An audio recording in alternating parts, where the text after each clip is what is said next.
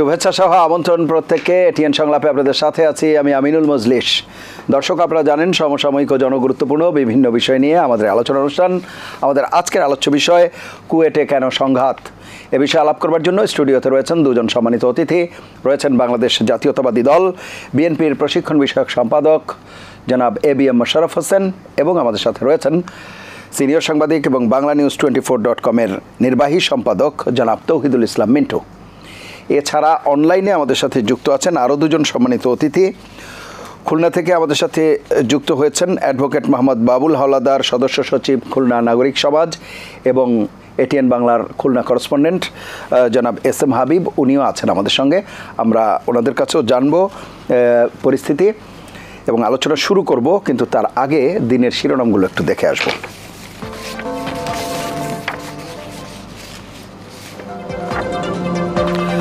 আন্দোলনের মুখে খুলনা প্রকৌশল বিশ্ববিদ্যালয়ের ছাত্র রাজনীতি নিষিদ্ধ ঘোষণা। 28 ফেব্রুয়ারি পর্যন্ত বন্ধ ক্যাম্পাস। 3 দিনের মধ্যে তদন্ত প্রতিবেদন দেওয়ার নির্দেশ।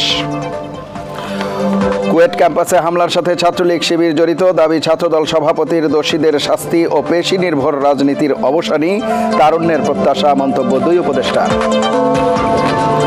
আওয়ামী লীগকে ফেরানো প্রসঙ্গে স্থানীয় সরকার উপদেষ্টার বক্তব্যে সরকারের নিরপেক্ষতা প্রশ্নবিদ্ধ করেছে অভিযোগ মির্জা ফখরুলের। আবারও 1-11 স্বপ্ন সফল হবে না। আলোচিত নাইকো দুর্নীতি মামলায় বেগম খালেদা জিয়া সহ 8 আসামি খালাস। রাজনৈতিক প্রতিহিংসার কারণে এই মামলা আদালতের পর্যবেক্ষণ।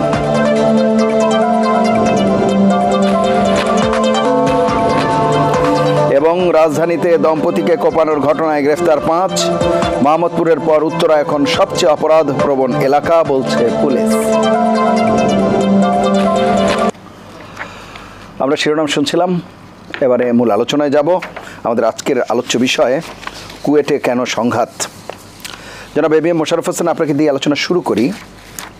আমরা যদি আলোচনাটা এভাবে করবার চেষ্টা করি কিংবা বোঝার চেষ্টা করি, এই অন্তর্বর্তীকালীন সরকার ক্ষমতা নেয়ার পর বিভিন্ন মহল থেকে নির্বাচনী একটা চাপ ছিল, নির্বাচনের চাপ ছিল এবং বৃহত্তম রাজনৈতিক দল হিসেবে বাংলাদেশ জাতীয়তাবাদী দল বিএনপিও সেই নির্বাচনের ব্যাপারে দাবি জানিয়ে আসছিল ক্রমাগতই।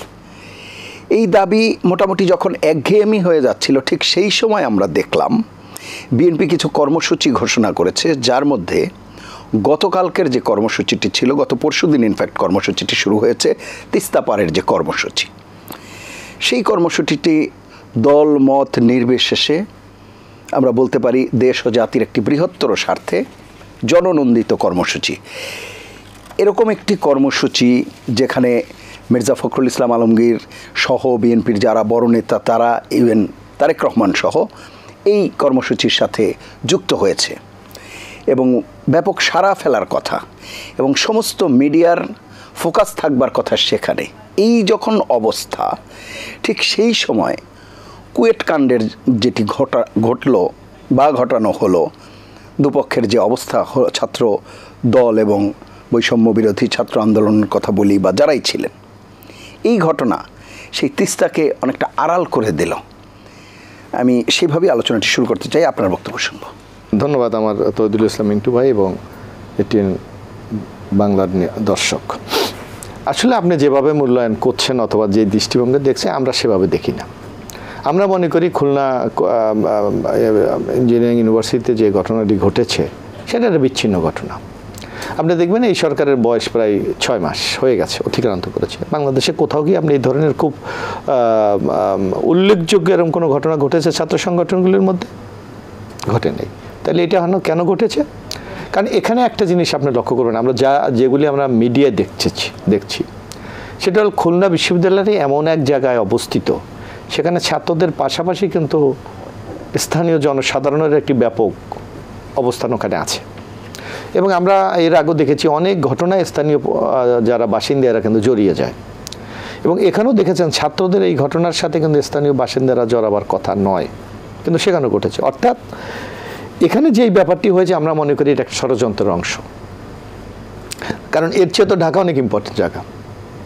বা অন্যান্য বিভাগীয় শহরগুলো অনেক সেখানে তো হচ্ছে না। বা পাবলিক বিশ্ববিদ্যালয় আমরা যেটাকে বলি, অর্থাৎ যেগুলি জেনারেল স্টুডেন্টরা পড়ে, সেখানে তো আরও ছাত্র সংখ্যা অসংখ্য বেশি, সেখানে মতপার্থক্য বেশি, সেখানে তো হচ্ছে না। অর্থাৎ এটা জনগণের অবশ্যই একটি অনাকাঙ্ক্ষিত ঘটনা, জনগণের দৃষ্টি থেকে একটা ভিন্ন খাতে নেওয়ার জন্য পরিকল্পিত ষড়যন্ত্র বলে আমরা মনে করি। এবং আপনি আরেকটা জিনিস লক্ষ্য করবেন যে এই বাংলাদেশ জনগণের কোন দৃষ্টিতে ভিন্ন খাতে নেবে? এই যে সংকট, সরকার নানা সংকটে আছে, এই দেখানো দ্রব্যমূল্যের ঊর্ধ্বগতি, আজকে আইন শৃঙ্খলার অবনতি, এই নির্বাচন কেন্দ্রিক একটা সংস্কার নিয়ে যে একটা পাল্টাপাল্টি, এখন দেখেন ফোকাসটা কোথায়? খুলনার দিকে। অথচ এর চেয়ে তো ইম্পর্টেন্ট জায়গা বাংলাদেশে পড়ে আছে। এই যে আপনি তিস্তার কথা বললেন, যে এটা আমাদের জাতীয় স্বার্থ যেখানে সংরক্ষিত, ঘুরে ফিরে সেই কথাটাই না সংরক্ষিত, সংরক্ষিত। সুতরাং এইটা আমরা যার জন্য আমাদের দলের পক্ষ থেকে কিন্তু আমরা দেখেন তাৎক্ষণিক কিন্তু আমরা রিঅ্যাক্ট করেছি। আমরা ইতিমধ্যে জাতীয়তাবাদী ছাত্রদল কেন্দ্রীয় কমিটি থেকে একটা তদন্ত কমিটি ওখানে পাঠানো হয়েছে এবং স্থানীয়ভাবে একজনকে আইডেন্টিফাই করা হয়েছে যিনি স্টুডেন্ট না বাইরের, তার বিরুদ্ধে শাস্তিমূলক ব্যবস্থা নেওয়া হয়েছে। কিন্তু এখানে প্রশ্ন হয়েছে যে জিনিসটা আপনি দেখবেন, যেখানে আমরা যেটা পত্রপত্রিকে দেখেছি যে একটা ছাত্র সংগঠন শিবির এবং বৈষম্যবিরোধী ছাত্র আন্দোলনের একটা পরিকল্পিত ঘটনা এখানে বলে আমাদের কাছে মনে হচ্ছে। কারণ খুলনা বিশ্ববিদ্যালয় যদি আপনার কারো অধীনে চলে যায়, তাইলে কি বাংলাদেশ চেঞ্জ হয়ে যাবে? এটা ভাবার কোনো কারণ নেই। এটা একটা ব্লেম। আরেকটি যে জিনিসটা আপনাকে আমরা জেনারেল ভাষায় বলি, এখানে মিন্টু ভাইও আছে, আপনিও সাংবাদিকদের সাথে যেত, ক্যাম্পাসে কেন ছাত্র রাজনীতি থাকবে না? এই প্রশ্ন কেন? বাংলাদেশটার যে জন্ম হয়েছে ছাত্র রাজনীতির গৌরবোজ্জ্বল ভূমিকার কারণে। আপনি 52 ভাষা আন্দোলন দেখেন ছাত্ররা করেছে, 69 গণ অভ্যুত্থান ছাত্ররা করেছে, মহান মুক্তিযুদ্ধে ছাত্ররা স্বাধীনতার ইশতেহার পাঠ করেছে, পতাকা উত্তোলন করেছে, 90-তে দেখেন এই ছাত্ররাই গণতন্ত্র পুনরুদ্ধার করেছে, এবারও দেখেন একই অবস্থা। তাইলে এই যেখানে ছাত্ররা জাতিকে বারবার নেতৃত্ব দিচ্ছে, সেই ছাত্র রাজনীতি বন্ধ কি? অর্থাৎ আগামী দিনে জাতিকে একটা দক্ষ সুশিক্ষিত নেতৃত্ব থেকে আপনি বঞ্চিত করার একটা ষড়যন্ত্র, যেটা আমরা প্রায় সময় শুনি যে বিরাজনীতিকরণ অথবা 111-এর পদধ্বনি আমরা শুনতে পাচ্ছি। তো এগুলি কি তারই ষড়যন্ত্র অংশ? এই প্রশ্ন তো আমরা নিশ্চয়ই আজকে জনমানুষের কাছে এইটা। ছাত্র রাজনীতি কেন থাকবে না? আরেকটা দেখেন, এই সরকারের আরেকটা বৈষম্য আপনি লক্ষ্য করবেন। আমরা এই আন্দোলনটা করেছিলাম কিন্তু এটা বৈষম্যের বিরুদ্ধে, এটা ন্যায্যতা পাওয়ার জন্য। আমরা দেখেন মাননীয় প্রধান উপদেষ্টা যখন রাজনৈতিক দলগুলিকে আহ্বান করেন, আমরা সবাই স্বীকার করে যে এই আন্দোলন হলো সবার সম্মিলিত প্রচেষ্টার একটি ফলাফল। সেখানে একটা সংগঠনকে ডাকে কেন? বৈষম্য বিরোধী। অর্থাৎ এখানেও একটা বৈষম্য করে কাউকে একটা গুরুত্ব দেওয়ার একটা চেষ্টা। ঐকমত্য কমিশনে তো আপনারা গিয়েছিলেন, কমিশনার রাজনৈতিক দল হিসাবে যাবে, কিন্তু একটা সংগঠন কেন থাকবে? ছাত্র সংগঠন। তাহলে ছাত্র দল নাই কেন? ছাত্র শিবির নাই কেন? ছাত্র ইউনিয়ন নাই কেন? অন্যান্য সংগঠনগুলি নাই কেন? আপনার একটা সংগঠনের অস্তিত্ব এখানে কেন? অর্থাৎ দল হিসাবে আত্মপ্রকাশ করার আগে কেন? অর্থাৎ আপনি কাউকে প্যাট্রোনাইজ করছেন, কাউকে খুব গুরুত্ব দিচ্ছেন, বা বুঝাতে চাচ্ছেন আগামী দিনে একটা কোনো রাজনৈতিক শক্তি আসবে, মানে সরকারের ছত্রছায়ায়। এই প্রশ্নগুলির যদি আপনি উত্তর পান, তাইলে এই যে খুলনা ঘটনার আপনি জবাব পেয়ে যাবেন। না, তার মানে আপনার কাছে মনে হচ্ছে যে এখানে কেউ উস্কানি দিয়েছে? অবশ্যই উস্কানি। তো উস্কানিতে আপনারা পা দেবেন কেন? আপনারা এতদিনের পুরাতন দল। আমরা 6 মাসে আপনি দেখেন বিএনপি যেই ধৈর্যের সাথে পরিস্থিতি মোকাবেলা করছে, বরং আমি তো মনে করি আপনারা বিএনপিকে অভিনন্দন জানাচ্ছে, বাহবা দেওয়া হচ্ছে। না, অভিনন্দন তো দেওয়া হচ্ছে, কিন্তু যুবদলের একটা বিচ্ছিন্ন ঘটনাকে তো আপনি সামগ্রিকভাবে আপনি মূল্যায়ন করতে পারেন না। আপনি কেন আজকে তো আমি মনে করি টকশোতে আপনার করা উচিত ছিল যে বাংলাদেশের পানি সংকট তিস্তা নিয়ে আপনার করা উচিত ছিল। খুলনার এটা হচ্ছে সাইড সাবজেক্ট আসতো, কিন্তু আপনার মূল ঘটনাটা কিন্তু খুলনা নিয়ে। এই যে এভাবে যে কোনো ঘটনাকে যখন সামনে নিয়ে আসা হয়, তখন মূল প্রতিবাদ্য বিষয় কিন্তু আড়ালে পড়ে যায়। সুতরাং আমার মনে হয় আমাদের গণমাধ্যমেরও ফোকাস তিস্তাতেই থাকবার কথা ছিল, উচিত। কিন্তু আমরা এরই মধ্যে অবশ্য তিস্তা নিয়ে করেছি, যেদিন আপনার প্রথমে সেদিনই আমরা একটি আপনাকে একটা গণমাধ্যম বা যে কোনো সমাজের দিক কি যে আপনার ইতিবাচক দিকটাকে তুলে ধরলে জনগণ সেখানে প্রভাবিত হয়, যেটা সমাজ এবং রাষ্ট্রকে সেটা আরো বেশি শক্তিশালী করে। জি, আমি আসবো আবারও আপনার কাছে। আমাদের সাথে যুক্ত আছে খুলনা থেকে আমাদের লোকাল করেসপন্ডেন্ট জনাব এস এম হাবিব। আমি তার কাছেই আগে একেবারে মাঠের পরিস্থিতিটা একটু শুনে আসি। জনাব এস এম হাবিব, শুনতে পাচ্ছেন আপনি? জি, শুনতে পাচ্ছি। জি, আমরা জানি যে আপনি গত 2 দিন থেকে সেই যেই খুলনার উত্তপ্ত খুলনা প্রকৌশল বিশ্ববিদ্যালয় সেখানকার নিউজ কভার করেছেন এবং মাঠে ছিলেন।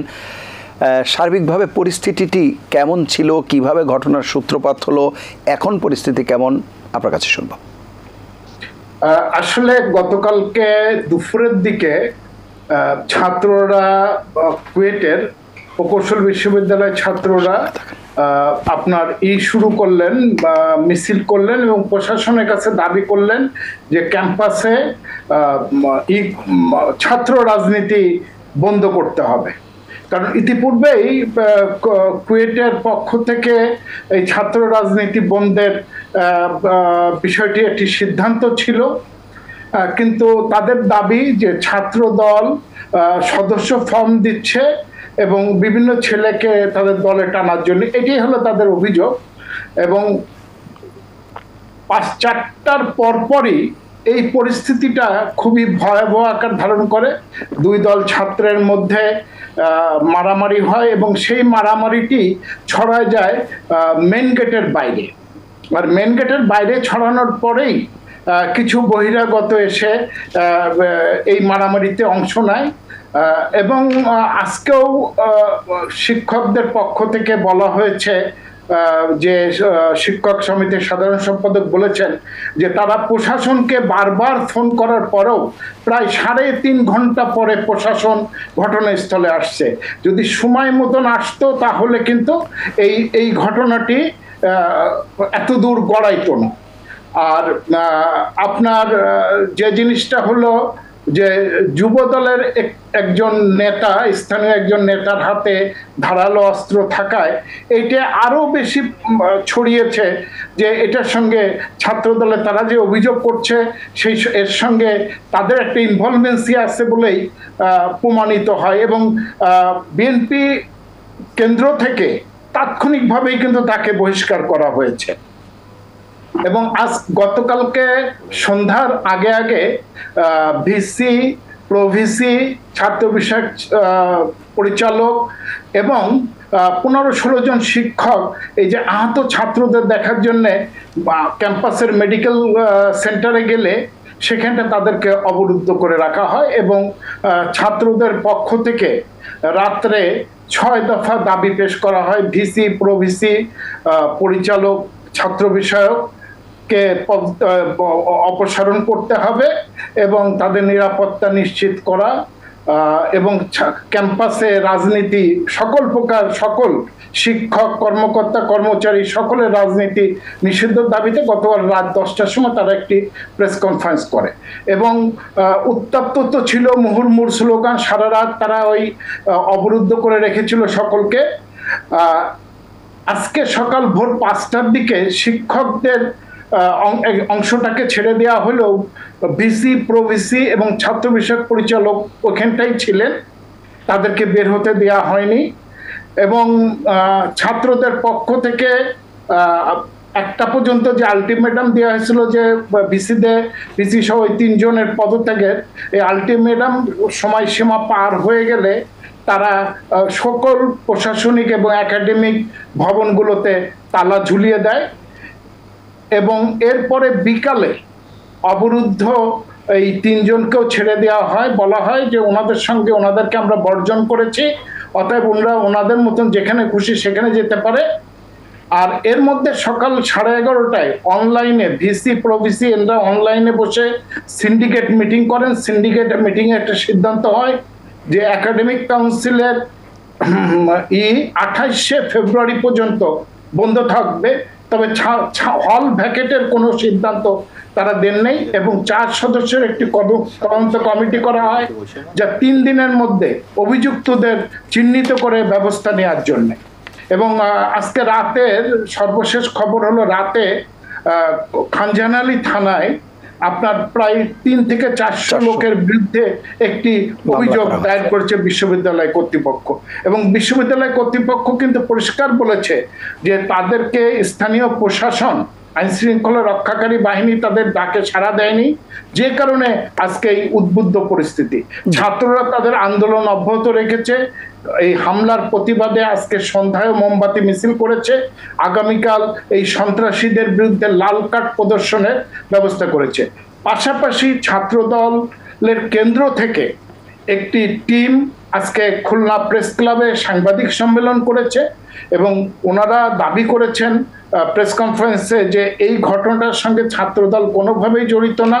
সেখানে ছাত্রদলের কোনো কমিটিও নেই, তারা কোনো ফর্মও দিচ্ছিল না, কিন্তু একটি মহল বৈষম্য বিরোধী ছাত্র আন্দোলনের ব্যানারে ক্যাম্পাসে মিছিল করছিল। এই সময় ওই ছাত্রদলের সমর্থন করে এমন কিছু ছাত্র ওই পথে যাওয়ার সময় তাদের উপরে হামলা হয়, এবং এই হামলাটি এক পর্যায়ে তাদের মারতে মারতে মেন গেটের বাইরে নিয়ে গেলে সেখানে একটি দোকানের উপরেও হামলা চড়াও হয় এই মিছিলকারীরা, যার ফলে স্থানীয়রা এটার ঘটনার সঙ্গে ইনভলভ হয়ে গেছে।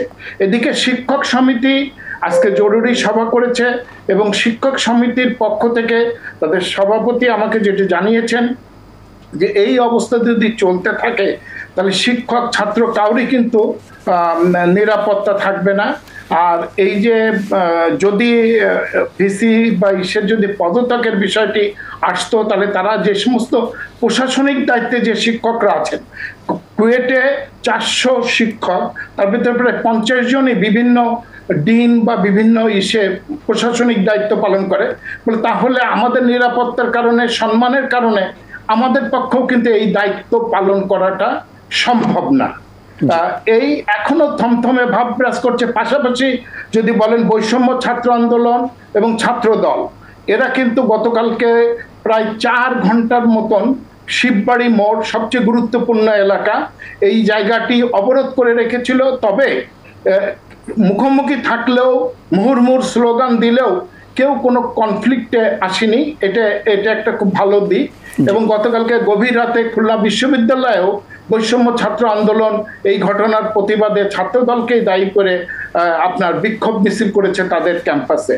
যদিও খুলনা বিশ্ববিদ্যালয় কিন্তু রাজনীতিক মুক্ত একটি বিশ্ববিদ্যালয়, এখানটা কিন্তু রাজনীতি করা সম্পূর্ণভাবে নিষিদ্ধ খুলনা বিশ্ববিদ্যালয়।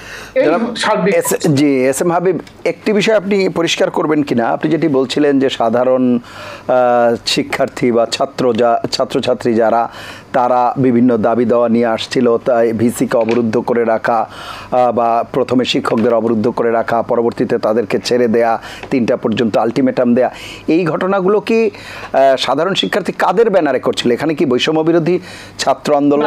আজকে যে ঘটনাটি যেটা তাদের যেটা দাবি, এবং আমরা আসলে তাদের কোনো ব্যানার কিন্তু আমরা দেখিনি। যেহেতু আপনি জানবেন যে খুলনা শহর থেকে প্রায় 16-17 কিলোমিটার দূরে কিন্তু আমাদের কুয়েটটি, একেবারে যশোরের বর্ডারের কাছে। হ্যাঁ, সেই কারণে আর কালকে আমরা একটু সাংবাদিকরাও একটু ব্যস্ত ছিলাম। কালকে জামাতের সেক্রেটারি জেনারেল খুলনায় একটা বড় কর্মসূচি ছিল একই সময় যখন গন্ডগোল হয়। তা আমরা যখন খবর পেলাম, আমরা যখন গেলাম, আমরা কিন্তু আসলে কোনো বৈষম্যর ব্যানারও দেখিনি এবং ছাত্ররা যেটা বলেছে, এবং এর বাইরে আসলে তো আমরাও তো চিনি না কে ছাত্রদল করে, কে ছাত্রলীগ করে বা কে বৈষম্য করে, যে কারণে আসলে আমরাও কিন্তু বলতে পারি। তবে গতকালকের ঘটনায় শিক্ষক সহ বেশ কিছু ছাত্র কিন্তু আহত হয়েছে, এর মধ্যে ভিসি প্রভিসিও কিন্তু আহত হয়েছে, এবং এছাড়াও কয়েকজন শিক্ষক কিন্তু এই হামলার শিকারে, ইট পাটকেল বা ধাক্কাধাক্কি। অসংখ্য ধন্যবাদ, আপনি থাকুন, আমি আবারও আপনার কাছে আসবার চেষ্টা করব। আমি শুনে আসি জনাব তৌহিদুল ইসলাম মিন্টু, দীর্ঘদিন থেকে আপনি গণমাধ্যমে আছেন, এই যে বিষয়টি যেটি আমি মোশাররফ ভাইকে বলছিলাম, যে মাত্র 6 মাসের মাথায় বিশ্ববিদ্যালয় উত্তপ্ত, যেই বিশ্ববিদ্যালয়কে কেন্দ্র করেই আসলে যে আন্দোলন, ফ্যাসিস্টের পতন বলি, যারা সম্মুখভাগে থেকেছিল, এই বিশ্ববিদ্যালয়গুলোর তো অবদান, এই বিশ্ববিদ্যালয়গুলোর শিক্ষার্থীরাই একত্রিত হয়েছিল, এবং মাত্র 6 মাসের মাথায় আবার তাদের এই বিভেদ বা এই যে কনফ্লিক্টে জড়ানো, বিষয়টি কীভাবে দেখছেন? আপনি এটাকে মাত্র 6 মাস বলছেন, আমি মনে করি যে এটা 6 মাস নয়, এটা দীর্ঘ 6 মাস। কেননা একটি অন্তর্বর্তীকালীন সরকার একটা বিপ্লবের মাধ্যমে ক্ষমতা এসেছে, ছাত্রদের আন্দোলনের, ছাত্রদের রক্তের বিনিময়ে এসে তাদের যে দায়িত্ব, সেই দায়িত্ব পালনে কতটুকু সমর্থ হয়েছে তার উপরেই নির্ভর করছে। ধরেন যে অন্তর্বর্তীকালীন সরকারের মেয়াদ কতদিন হবে এটা কিন্তু আমরা এখনও জানি না।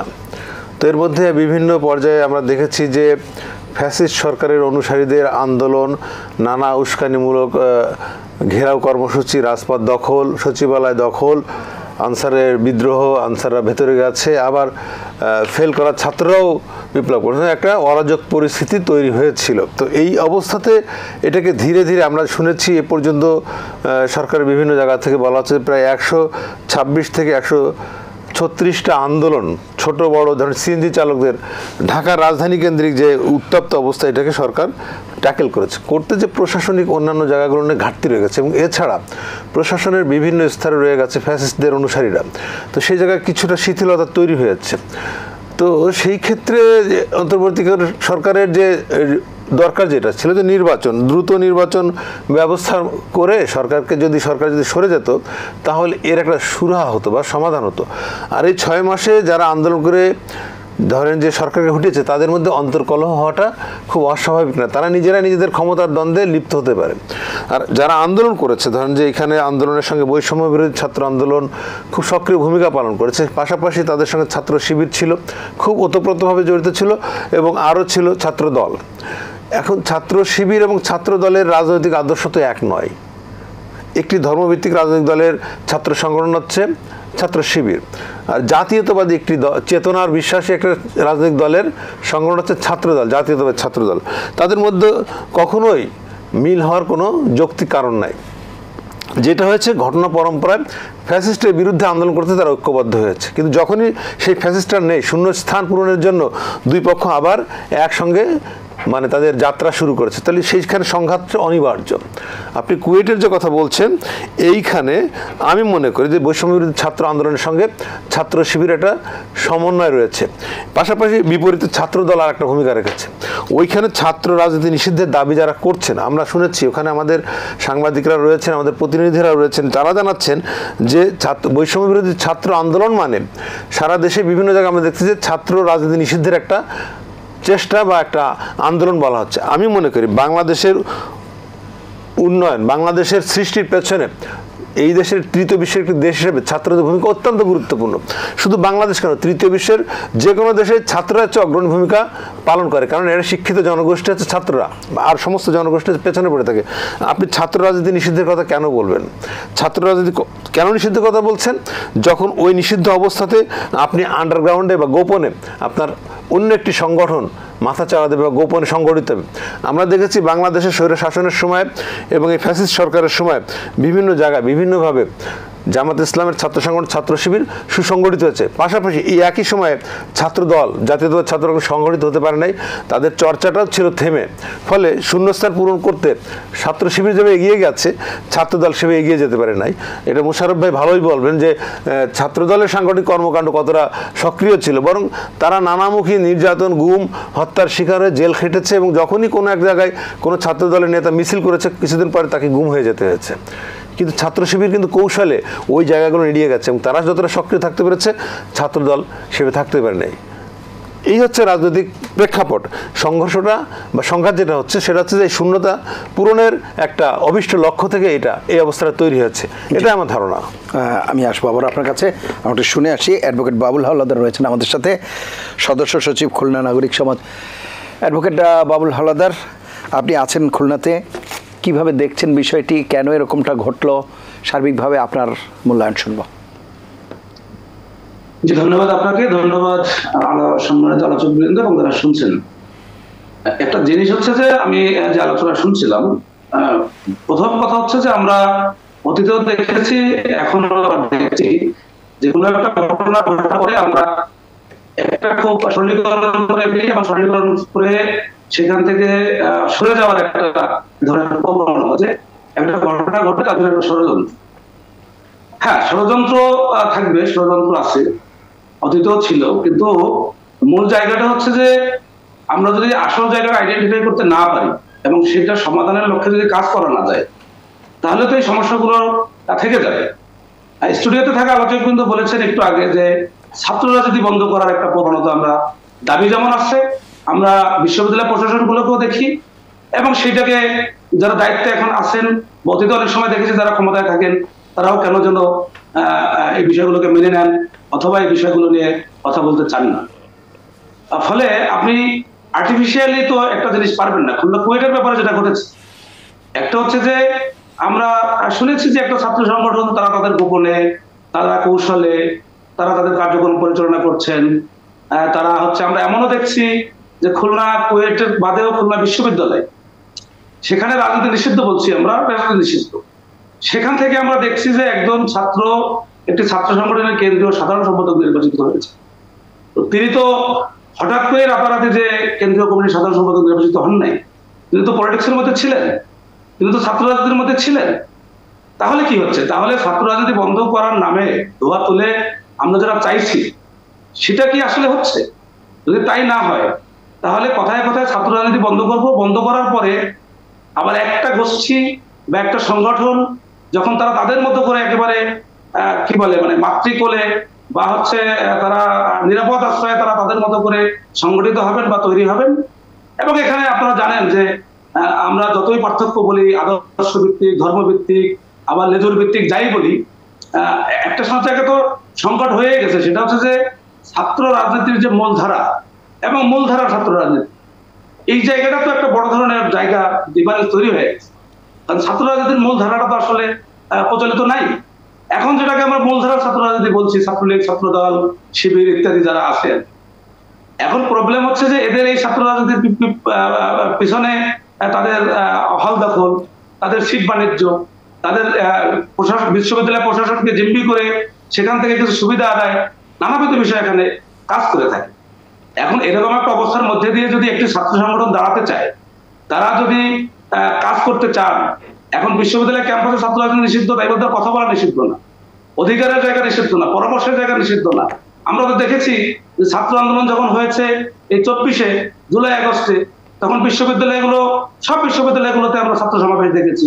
সেখানে আমরা সেখান থেকেই তো আসলে এই আন্দোলনটার মূল উৎপত্তির জায়গাটা ছিল তো বিশ্ববিদ্যালয় ক্যাম্পাসগুলো। এখন আমি প্রসঙ্গে আসছি। এখন প্রশ্ন হচ্ছে যে আমি একটা সংগঠন বা আমরা একটা গোষ্ঠী, আমরা সেখানে রাজনীতি করব, আমরা ভিতরে ভিতরে নিজেদেরকে গুছিয়ে নেব, আর একজন যখন সেখানে একটা সংগঠন করতে আসবেন বা তারা আলোচনা করবেন, তাদেরকে আমরা বাধা দেব। এবং আরেকটা দেখেন, খুবই আমার কাছে খুবই একটা ভেগ শব্দ মনে হয়, সেটা হচ্ছে একটা ট্যাগ লাগাই আমরা, সাধারণ ছাত্রছাত্রী।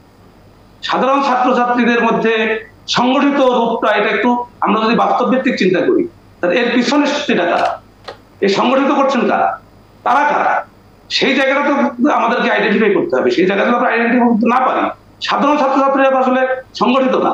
আমরা সাধারণ ছাত্রছাত্রীরা যারা, তারা কি করেন, যাদের মধ্যে বিবেক আছে, তারা বিবেকের কারণে ঘুমরে কাঁদেন, এই ছাড়া তো আর তাদের কিছু করার থাকে। এবং আমরা সব জায়গায় তাই দেখি, শুধু ছাত্রদের ক্ষেত্রে না, আমরা সব জায়গায় ওভারঅল তাই দেখি। তাহলে এই যে ঘটনাটা ঘটলো, আমার বক্তব্য হচ্ছে যে খুলনা, আমরা যারা খুলনায় বসবাস করি, আমরা বলি যে খুলনা একটা শান্তির নগরী। খুলনার যে ক্যাম্পাসগুলো আছে, সেই ক্যাম্পাসগুলো এখন 3টে বিশ্ববিদ্যালয় খুলনাতে, এবং বিএল কলেজের মতো একটা বড় কলেজ, আরো অসংখ্য কলেজ এখানে রয়েছে। ছাত্র রাজনীতির ক্ষেত্রে আমরা দেখি যে ক্যাম্পাসগুলো অনেকটাই শান্তিপূর্ণ। কিন্তু এই জায়গাটা আমাদের কাছে মনে হয়েছে বিশেষ একটি ছাত্র সংগঠন, বিশেষ একটি গোষ্ঠী, তারা একেবারে অভয়ারণ্যে পরিণত করেছিলেন এই ক্যাম্পাসটিকে। সে অভয়ারণ্যকে যখন আঘাত হানা হচ্ছে, বা ছাত্রদল, হ্যাঁ তারা কেন রাজনীতি করবে না, অন্য ছাত্র সংগঠন তারা তো রাজনীতি করার সুযোগ পাবেন। তারা যদি তাদের সাংগঠনিক আলোচনা, সাংগঠনিক শক্তি বৃদ্ধির জন্য, তারা যদি বিশ্ববিদ্যালয়ে, যদিও আমরা মনে করি যে এইভাবে ছাত্র রাজনীতি নিষিদ্ধ, বন্ধ, এই বিষয়গুলো একদম উঠে যাওয়া উচিত, এগুলো থাকাই উচিত। তারপরও যেহেতু সেখানে তার বাস্তবতা রেখে একটা সিদ্ধান্ত হয়েছে, ভালো কথা। সেটা যদি প্রকাশ্যে না এসে তারা যদি সংগঠিত হয়, তারা তো বেআইনি কোনো ছাত্র সংগঠন না, তারা তো একটা নেতৃত্ব আন্দোলনেও নেতৃত্বে তারা ছিলেন, তারা মাঠে ছিলেন। তাহলে তাদেরকে আসতে দেওয়া হবে না বলে একটা অঘটন ঘটিয়ে সেটাকে উদরপিণ্ডি ভুতর করে চাপিয়ে একটা অস্থিতিশীল পরিস্থিতি তৈরি করা, এটা আসলে কোনোভাবেই কাঙ্ক্ষিত না। এটার জন্য যেটা হাবিব ভাই বলছিলেন, আমি শেষ করছি এই পর্যায়ে, যেটা বলছিলেন, এটা আরেকটা বড় ধরনের প্রবলেম হয়েছে যে আজকে সরকার পরিচালনা করছেন। বলতেই হয় যে মাঝে মাঝে তো আমরা ভুলেই যাই যে দেশে সরকার আছে কি। প্রশাসন কুয়েট থেকে খানজাহান আলী থানা বেশি দূরে না, খুবই নিকটে, ওখানে একটা বক্স আছে। আপনার খানজাহান কুয়েটের সামনে যে মোড়টা, ফুলবাড়ি গেট মোড়, সেখানে একটা পুলিশের বক্স আছে।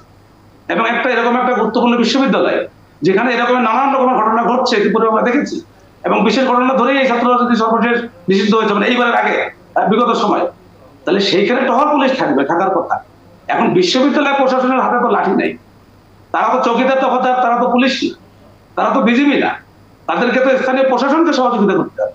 এখন স্থানীয় প্রশাসন যদি 3.5 ঘন্টা 4 ঘন্টায় সাড়া না দেন, তাহলে এই দায়িত্ব কার উপরে বর্তাবে?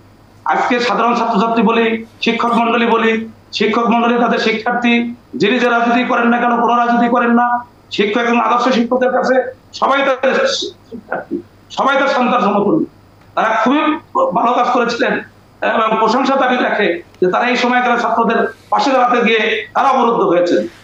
সেটা হতে পারে যে কারো ইমেচিউরিটির কারণে বা অন্য নানা রকমের এই সমস্ত বিষয় আমরা জানি যে পরিস্থিতি অনেকের নিয়ন্ত্রণও থাকে, কিন্তু প্রশাসনের উপস্থিতি থাকলো না এবং সেটা এখনো পর্যন্ত জবাবদিহিতার আওতায় আনা গেল না। এবং সেটার ব্যাপারে সরকারের স্থানীয় প্রশাসন বলেন, এখানকার সিভিল প্রশাসন বলেন, কিংবা মন্ত্রণালয় বলেন, কোনো জায়গা থেকে কোনো ব্যাখ্যা কিন্তু আমাদের সামনে এখন পর্যন্ত আসে নাই। সেটা আসা উচিত এবং সেটার মাধ্যমে পরিষ্কার করা উচিত যে আগামী দিনে শিক্ষক মন্ডলী তারা কিভাবে বিশ্ববিদ্যালয়ে যাবেন, তারা কিভাবে তাদের দায়িত্ব পালন করবেন, সাধারণ শিক্ষার্থী যাদেরকে বলা হচ্ছে তারা কিভাবে যাবেন। এবং এই ছাত্র রাজনীতি বন্ধের নামে এভাবে একটা বিশেষ সংগঠনকে বা কাউকে প্রায়োরিটি দিয়ে আপনার এভাবে আসলে মাফ করার কোনো সুযোগ নেই বলে আমরা মনে করছি। অসংখ্য ধন্যবাদ। আমি আবার আসবার চেষ্টা করবো আপনার কাছে।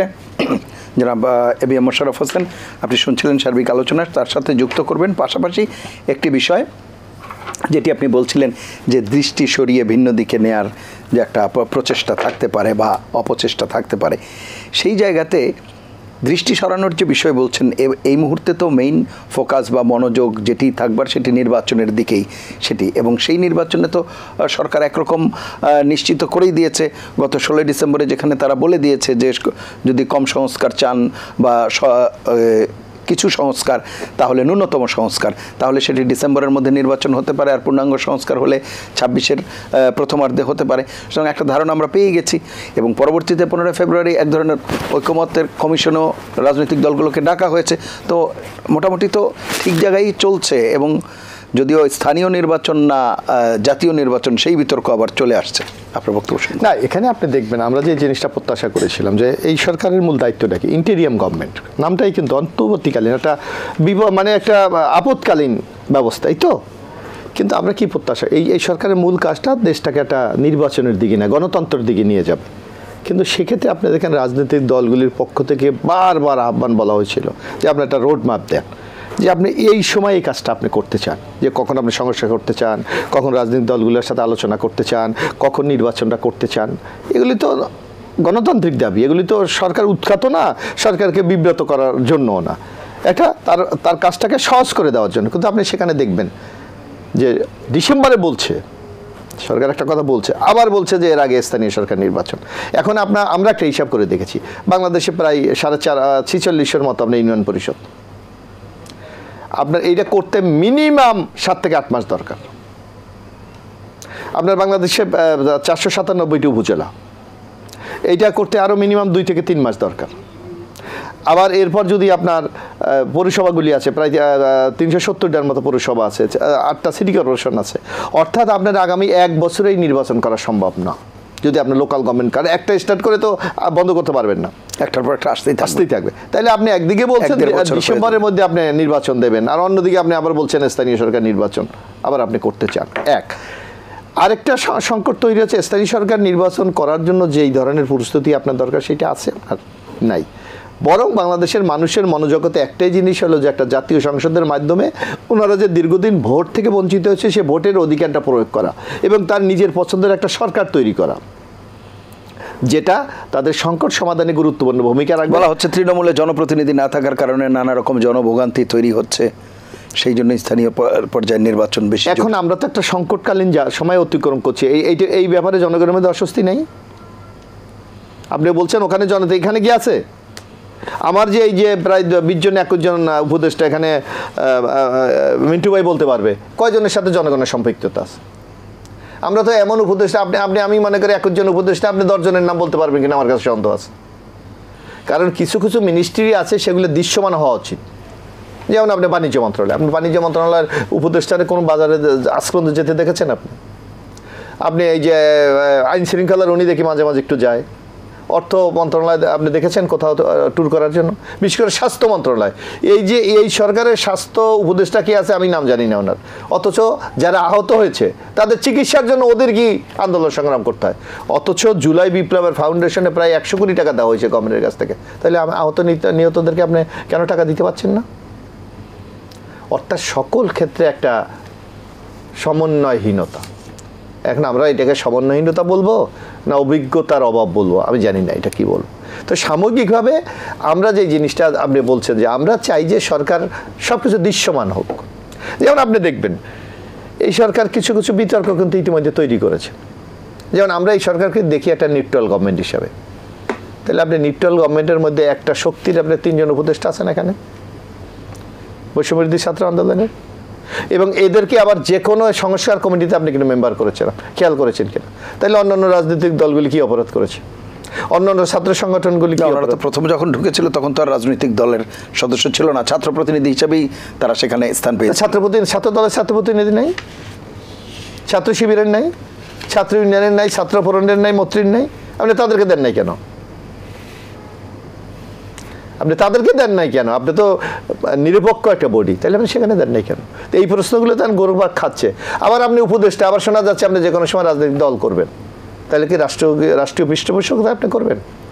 এই প্রশ্নগুলো জনমতে এখন প্রশ্ন দেখা দিচ্ছে। তারপরেও আমরা কিন্তু ওই সরকারকে আমরা বলি না যে উনি ব্যর্থ হোক, আমরা ওনাকে সফল দেখতে চাই, কারণ ওনার এই কর্মকাণ্ডের সাথে আগামী দিনের বাংলাদেশের গণতন্ত্রের ভবিষ্যৎ জড়িত আছে।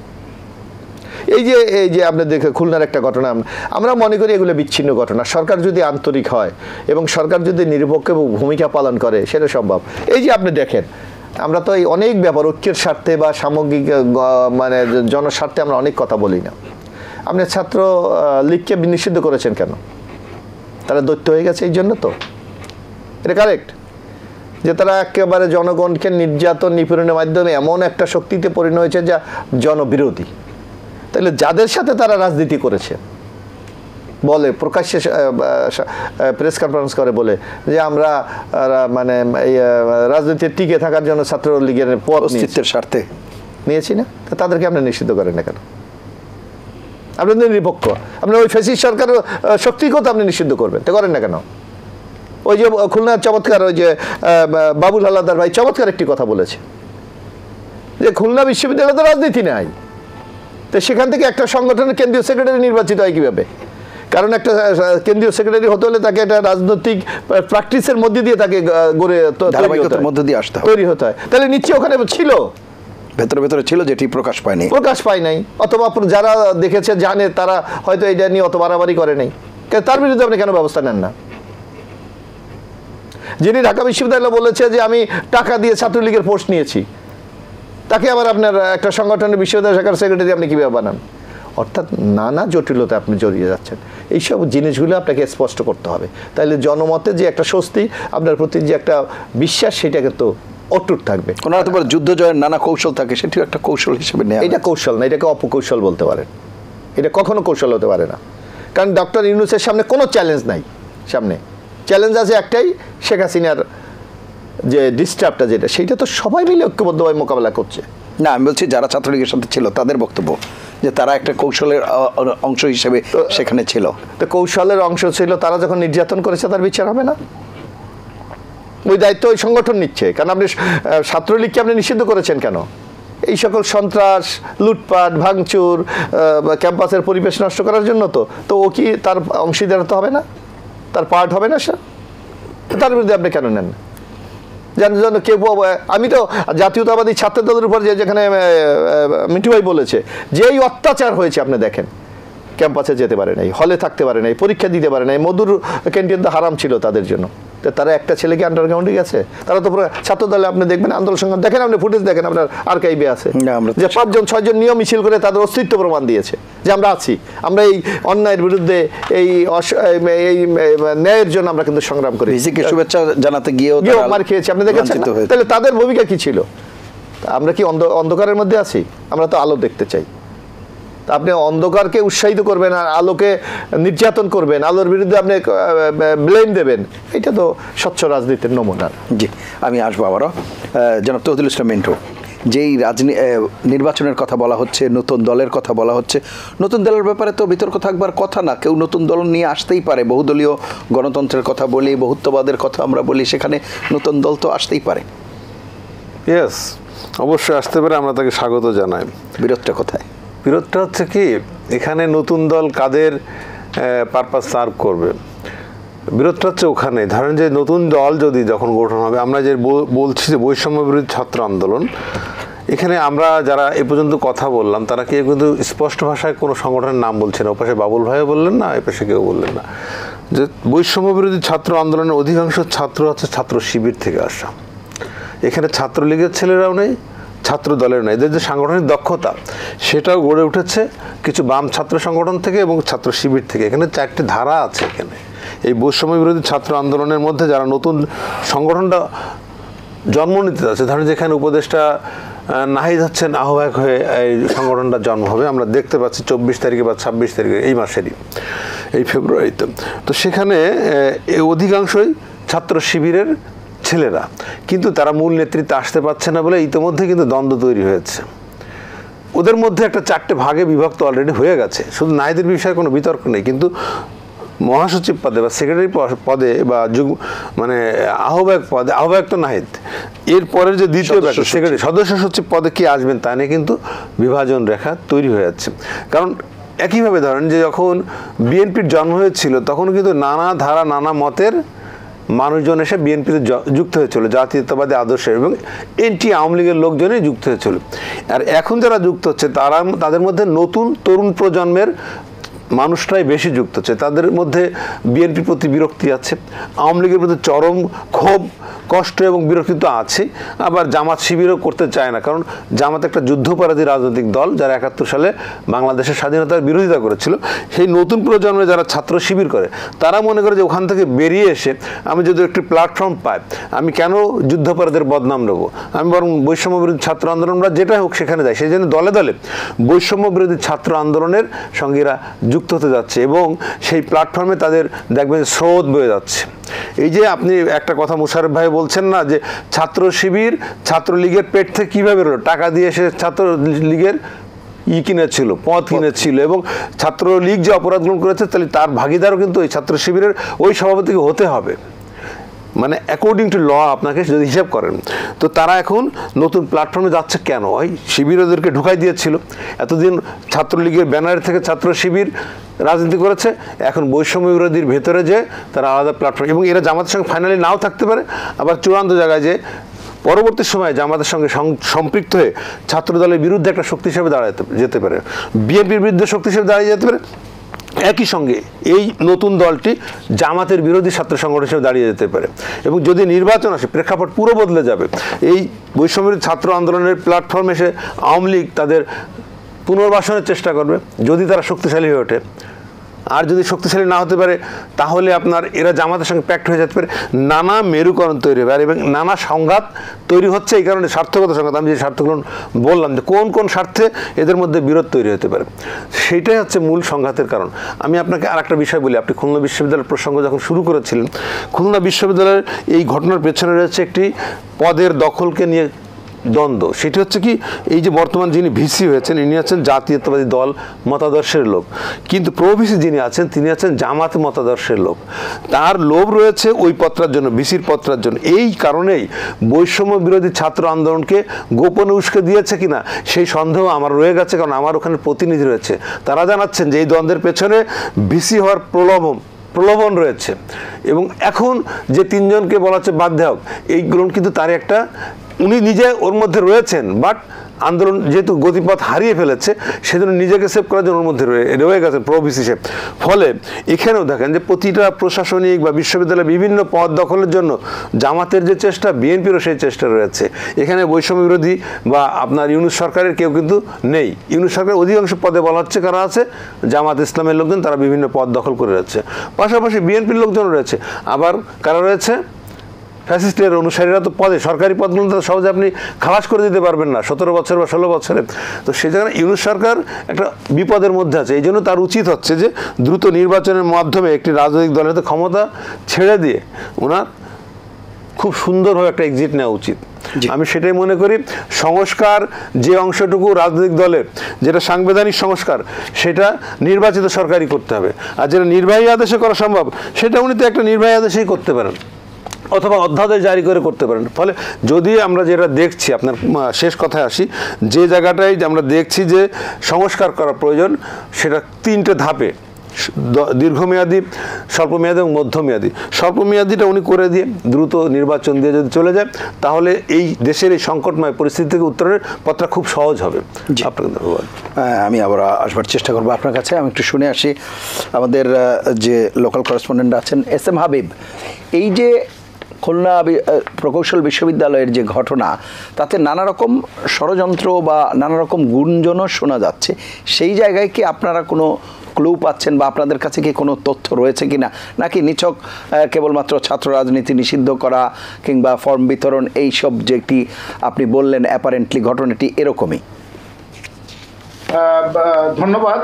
আসলে ভাই যে কথাটা বলছিলেন, আমরাও এরকম বিভিন্ন রকম তথ্য পাচ্ছি, কিন্তু আসলে স্পেসিফিক যখন প্রমাণ না পাওয়া যায় ততক্ষণ কিছুই বলা যায় না। তবে কুয়েটে এই ধরনের ইতিপূর্বেও ঘটনা ঘটেছে।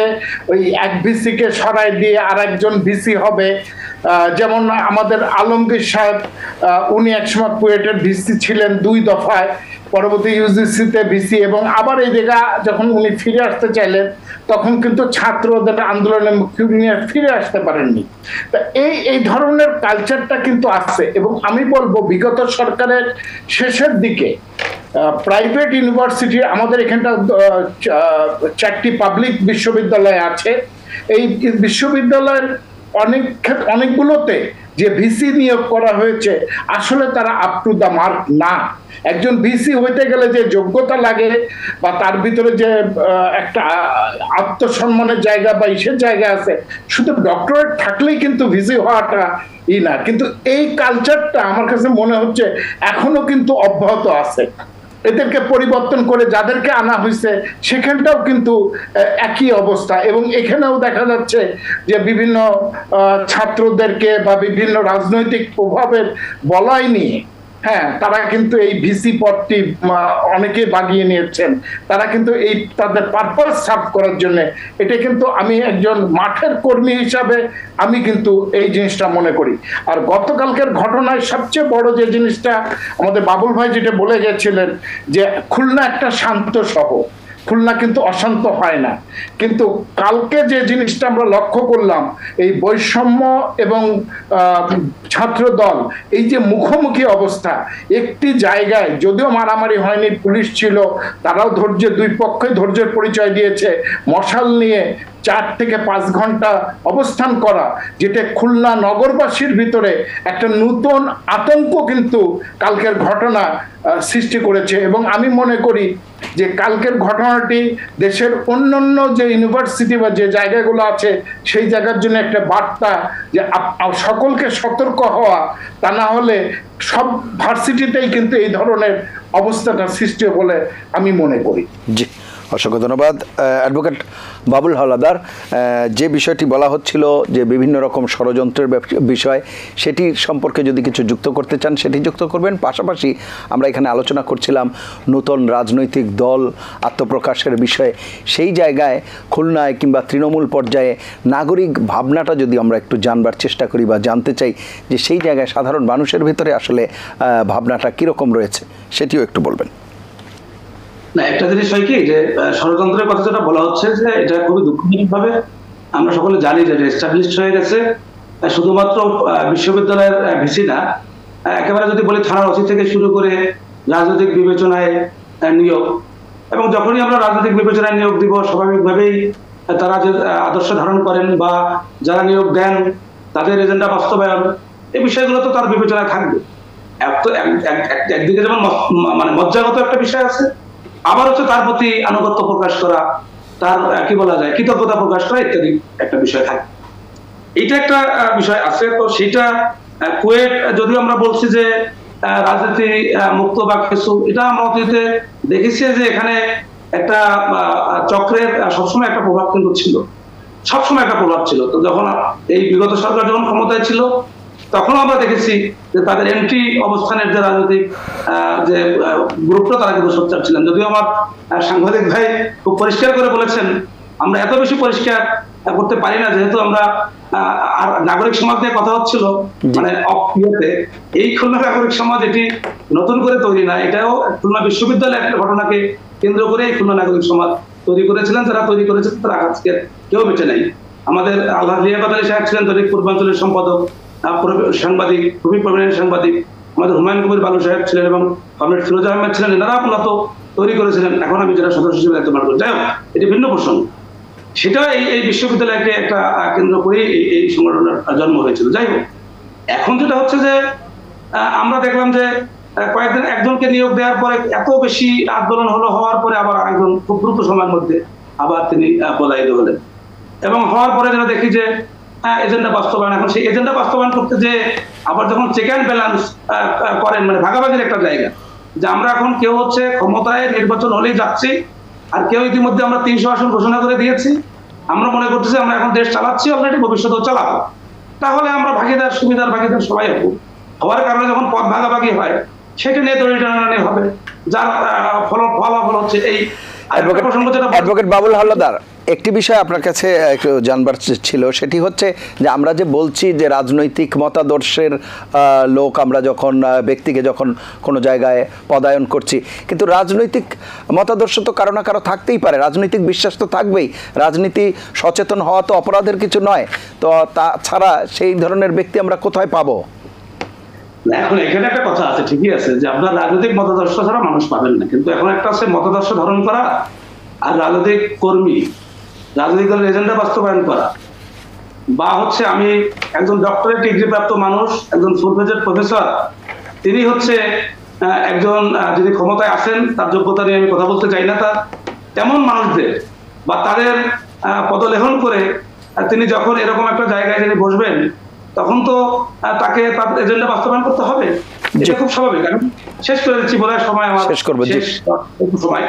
একটা বার্তা আমি দিতে চাই আমার অভিজ্ঞতা থেকে এবং আমাদের যে অবজারভেশন, নতুন রাজনৈতিক দল হচ্ছে, সেখানে ছাত্রদের দেখছি একটা জিনিস কিন্তু মাথায় রাখতে হবে, সেটা হচ্ছে যে অতীতে আমরা সারা পৃথিবীর ইতিহাস যদি দেখি, যে যত জায়গায় বিপ্লব বলি, গণঅভ্যুত্থান বলি, যুদ্ধ বলি, করার পরে কিন্তু শেষ পর্যন্ত ক্ষমতা অর্পণ করা হয়েছে রাজনীতিবিদদের হাতে, এবং যেখানে শান্তিপূর্ণভাবে রাজনীতিবিদদের হাতে ক্ষমতা অর্পণ করা হয়েছে, যতই কলুষিত থাকুক সেই রাজনৈতিক দল বা রাজনীতি, শেষ পর্যন্ত সমাধানটা কিন্তু সেই রাজনীতিবিদদের হাতেই হয়েছে। সেটা যদি আমরা না করতে পারি, আর একটা জিনিস আমরা যদি জুলাই আগস্ট, সেই জুলাই আগস্টের ছাত্র আন্দোলন, ছাত্রদের মুখের দিকে তাকিয়ে থাকা, ফেসবুকে একটা স্ট্যাটাসের কারণে লক্ষ লক্ষ ছাত্র, শুধু না শ্রমিক জনতার রাজপথে নেমে আসা, আর সেই নেতার নেতৃত্বে রাজনৈতিক দল করে আবার একটা মাঠ কাঁপানো পরিস্থিতি তৈরি হবে, এরকমটা মনে করাটা বোধহয় একটু ভুল হচ্ছে। সুতরাং আমার মনে হয় যে সেই যে অ্যান্টি সেন্টিমেন্ট, সেই সেন্টিমেন্টটা কাজে লাগানো বা সেন্টিমেন্টটা তৈরি হওয়া, সেইটাকে কাজে লাগিয়ে একটা বড় ধরনের বিজয় অর্জন করলাম মানুষের অংশগ্রহণে, আবার সেই মানুষগুলোকে হোস্টাইল করে দিয়ে, যেটা বলছিলেন আমাদের বিএনপির নেতা শ্রদ্ধাভাজন, যেটা বলেছিলেন যে সেই আন্দোলনে তো ছাত্র দল বলে, ছাত্র শিবির বলে, ছাত্র ইউনিয়ন, ছাত্র মসজিদ, ছাত্র ফ্রন্ট, ছাত্র ফেডারেশন, ইভেন আপনার কোনো ছাত্র সংগঠন করেন না। আমরা দেখেছি যে অনেক, আমরা যদি ফেসবুক স্ট্যাটাসগুলোর কথা বলি, যে অনেক একেবারে গৃহিণী যারা রাজনীতির রও বোঝেন না, খবর রাখেন না, তাদেরকে আমরা দেখেছি যে বাড়ির সামনে পানির বোতল নিয়ে দাঁড়িয়েছিলেন, খাবার নিয়ে দাঁড়িয়েছিলেন, নগদ টাকা নিয়ে দাঁড়িয়েছিলেন। এখন সেই 17 বছরের সেন্টিমেন্টকে কাজে লাগিয়ে আপনি একটা সস্তা নেতৃত্ব যদি মনে করেন যে সেই নেতৃত্ব সেটা থাকবে, এটা আসলে ভুল হচ্ছে। বরং যেটা হচ্ছে যে আপনারা সেটার নাম করে যে বিভাজন তৈরি করা হচ্ছে, এবং এই যে সাধারণ ছাত্রদেরকে আপনার ক্লাসরুমে ফিরতে দেওয়া হচ্ছে না, শ্রেণীকক্ষে ফিরতে দেওয়া হচ্ছে না, এটাই বাস্তবতা। বরং এটা তো আমার কাছে মনে হয় যে জাতির জন্য একটা বোঝা তৈরি হবে, এটা জাতির জন্য বোঝা তৈরি হবে। কারণ যে ছাত্ররা একটা ধারার মধ্যে ছিলেন, তারা লেখাপড়া শেষ করে চাকরি করবেন, বিদেশে যাবেন, নিজে উদ্যোক্তা হবেন, কিছু একটা হবেন। এই যে এক ধরনের হটকারিতা এবং হটকারী স্বপ্ন তাদের সামনে ফেলে দেওয়া, এবং তাদেরকে শিক্ষাঙ্গনে যেতে না দেওয়া, তাদেরকে বই পড়তে না দেওয়া, শিক্ষকদের সাথে তাদের এক ধরনের যে আমরা দেখি এটা অনাকাঙ্ক্ষিত আচরণ, এই জিনিসগুলোকে আসলে আমার মনে হয় খুব দ্রুততার সাথে সরকারকে যেমন হ্যান্ডেল করা উচিত, রাজনৈতিক দলগুলো আছে, তাদেরও এখানে দায়িত্ব রয়েছে। সকল স্টেক হোল্ডাররা যদি এই বিষয়ে যদি নজর না দেন এবং যদি এই কাজটা যদি না করা যায়, এবং গণমাধ্যমের ভূমিকা তো অবশ্যই সবার আগে আমি মনে করি। কারণ হচ্ছে যে এই ২ আগস্টের আন্দোলনকেও যদি আমরা বলি, গণমাধ্যমের যে ভূমিকা ছিল সেই ভূমিকা অনেক দূর এগিয়ে দিয়েছে। সুতরাং আমার মনে হয় যে উচিত হবে, রাজনৈতিক দল অবশ্যই করবে, রাজনৈতিক দল করবে না কেন, এখানে বহু দলীয় রাজনৈতিক কালচার আমাদের আছে, অবশ্যই করবে, কিন্তু সেটা বিবেচনা নেওয়া উচিত যে আমি অতীতের সেই যে অভিজ্ঞতা সেটাকে আমি যাচাই বাছাই না করে একটা মানুষকে উপরে একটা কিছু চাপিয়ে দেওয়া এবং সেটা বিভাজন তৈরি করে একেবারে হট্টগোল তৈরি করে আমরাই শুধুমাত্র একটা কিছু করে ফেলবো, ঠিক আছে, আমরাই করেছি, আমরাই করব, আমরাই করছি, আর যারা আছে তারা কেউ কিছু, এই মানসিকতা থেকে বের হয়ে আসতে হবে। অসংখ্য ধন্যবাদ, আপনার বক্তব্য একেবারে স্পষ্ট।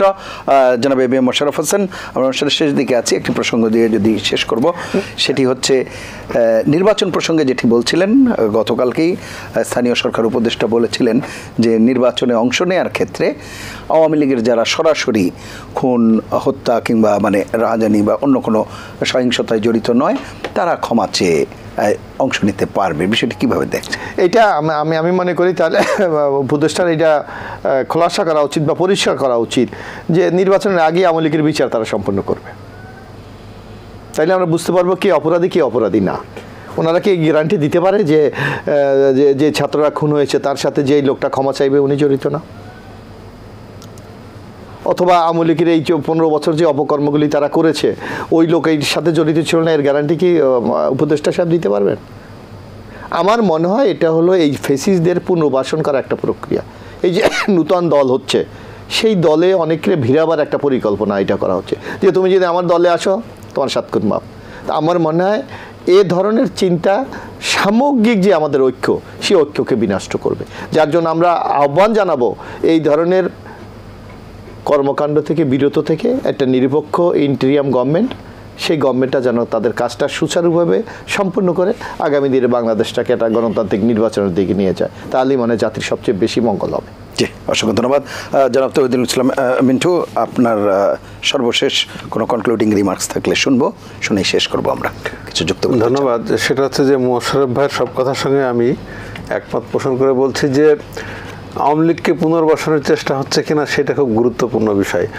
সে কারণেই মানে আমরা দেখছি যে আন্তর্জাতিক যে গুম কমিশন তারা যে তদন্ত রিপোর্ট তাদের মতন করে দিয়েছে, তার আলোকে শুধু আওয়ামী লীগের শেখ হাসিনা বা কয়েকজন নেতার বিচার না করে টোটাল আওয়ামী লীগের রাজনৈতিক কর্মকাণ্ড পুনর্বিবেচনা করে তাদের আওয়ামী লীগ দলটাকে বিচারের আওতায় আনলেই সেখানে তাদের যদি শাস্তি হয়ে যায় সেটা দল হিসেবে নিষিদ্ধ হতে পারে, আবার শাস্তি হওয়ার শেষে তার যদি মুক্তি লাভ ঘটে তারা রাজনৈতিক দল হিসেবে এখানে আবার রাজনীতি করতে পারে।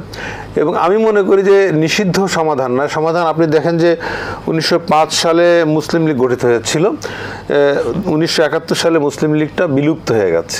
কেন হয়ে গেছে? তারা জনস্রোতের জনমতের বাইরে ছিল বলে। স্বাধীনতার পক্ষে 47 সালের ভূমিকা একরকম ছিল তাদের, পাকিস্তান আন্দোলনের পক্ষে ছিল, 71 সালে বাংলাদেশ আন্দোলনের বিপক্ষে ছিল বলে হারিয়ে গেছে।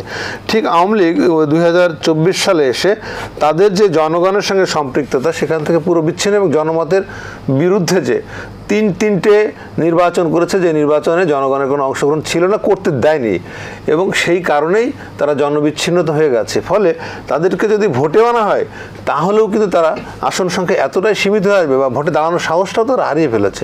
এবং আওয়ামী লীগ একটি পলায়ন পর রাজনৈতিক দল। আপনি দেখবেন যে 1975 সালের পট পরিবর্তনের পরে আওয়ামী লীগের নেতাদের খুঁজে পাওয়া যায় না, আর এবার 24 সালের শেখ হাসিনার সঙ্গে কতজন পালিয়ে গেলেন। এমন ঘটনা পৃথিবীতে বিরল যে 300 এমপি, উপজেলা চেয়ারম্যান, জেলা পরিষদের চেয়ারম্যান এবং ইউনিয়ন পরিষদের চেয়ারম্যান সহ জেলা আওয়ামী লীগের প্রেসিডেন্ট সেক্রেটারি বিভিন্ন জায়গা থেকে নাই হয়ে গেছে, অর্থাৎ তারা দেশ ছেড়ে পালিয়েছে, পার্শ্ববর্তী রাষ্ট্র ভারতের আশ্রয় নিয়েছে।